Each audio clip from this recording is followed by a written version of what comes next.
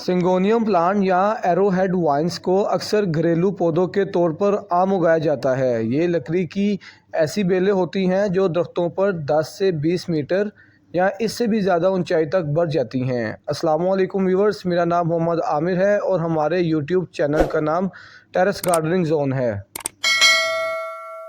Syngonium plants 12 मासी पौधे होते हैं। शुरू में इनके पत्ते बेजवी शक्ल के होते हैं।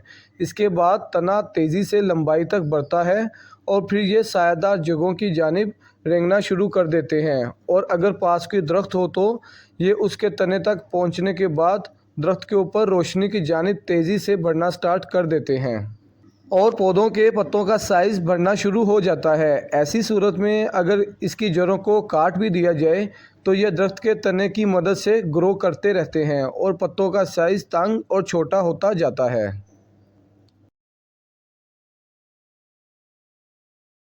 सिंगोनियम प्लांट्स की कटिंग्स को आप बड़ी आसानी से पानी या खाद में बढ़ा सकते हैं। एक सेहतमंद पौधे के तने को नोड के बिल्कुल नीचे से काटें। एक बात याद रखें कि तने में कम से कम एक पत्ती ज़रूर हो। फिर कटिंग को पानी या नम खाद में इस तरह लगा दें कि नोड पानी या खाद में डूब जाए। इंशाल्लाह 2 वीक्स में जड़ें नज़र आना शुरू हो जाएंगी और आपको एक नया पौधा मिल जाएगा।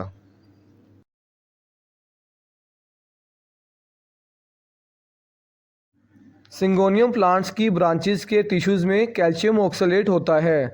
घर के पालतू जानवरों और छोटे बच्चों को इससे दूर रखें, क्योंकि इन पौधों का रस जिल्द, आँखों और पेट के लिए नुकसानदेह होता है, जो कि जिल्द की जलन और पेट में स्वेलिंग का बाइस बनता है।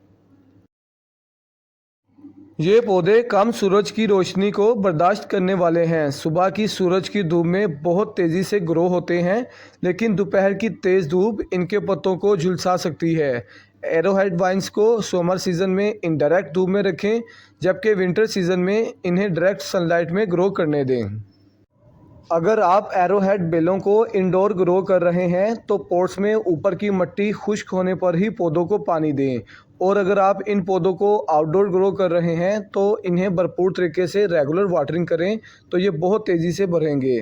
पौधों के लिए पॉट्स को ऐसा तैयार करें कि इनका ड्रेनेज होल प्रॉपर वर्क करता हो और एक्स्ट्रा पानी वहाँ से निकल जाया करे। अगर ये पौधे ज़्यादा देर तक खुश्क मिट्टी में रहते हैं तो इनके नीचे वाले पत्ते सूख जाएंगे और पत्ते भूरे रंग के हो जाएंगे।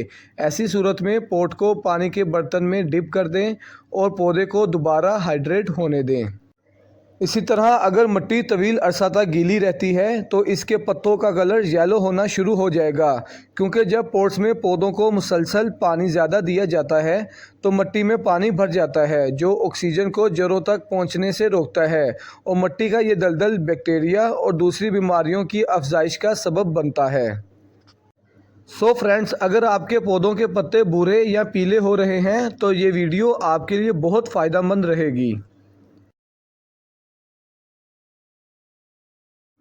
सिंगोनियम प्लांट्स हर किस्म की मिट्टी में ग्रो कर जाते हैं। आप इन्हें नॉर्मल गार्डन स्टाइल में भी उगा सकते हैं। ये प्लांट मेक्सिको, अमेरिका और वेस्ट इंडीज़ का मुकामी पौधा है और ये इन ममालिक के जंगलात में आम पाया जाता है। सिंगोनियम प्लांट्स की अभी तक 39 इकसाम दरियाफ्त हो चुकी हैं। सिंगोनियम प्लांट्स 15 से 26 डिग्री सेंटीग्रेड टेम्परेचर पर तेज़ी से नशोनुमा पाते हैं और 10 डिग्री से कम टेम्परेचर में अपनी ग्रोथ को रोक देते हैं। और इसी तरह ये प्लांट्स 40 से 50% ह्यूमिडिटी लेवल को पसंद करते हैं।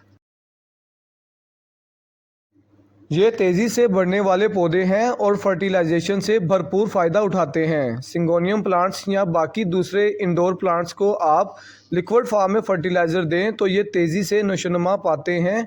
इससे इन्हें बड़े पत्ते और जड़ का सेहतमंद निज़ाम तैयार करने को मदद मिलती है। मनी प्लांट की तरह ये पौधे भी एयर प्योरीफायर हैं, इसलिए इन्हें हाउस प्लांट के तौर पर आम उगाया जाता है। मनी प्लांट पर मैं बहुत जल्द एक वीडियो अपलोड करूंगा, लेकिन मेरी प्रोफाइल में स्नेक प्लांट पर एक डिटेल वीडियो मौजूद है जो कि हवा को साफ़ करते हैं और ऑक्सीजन पैदा करते हैं। स्क्रीन एंड पर और डिस्क्रिप्शन में मेरी इस वीडियो का लिंक आपको मिल जाएगा। सो फ्रेंड्स, इस तरह की मोर इन्फॉर्मेटिव वीडियोस देखने के लिए हमारी वीडियोस को लाइक, शेयर और सब्सक्राइब करना ना भूलें। मिलते हैं इंशाल्लाह बहुत जल्द नेक्स्ट वीडियो में। बंदे को दे इजाज़त। खुदा हाफिज़।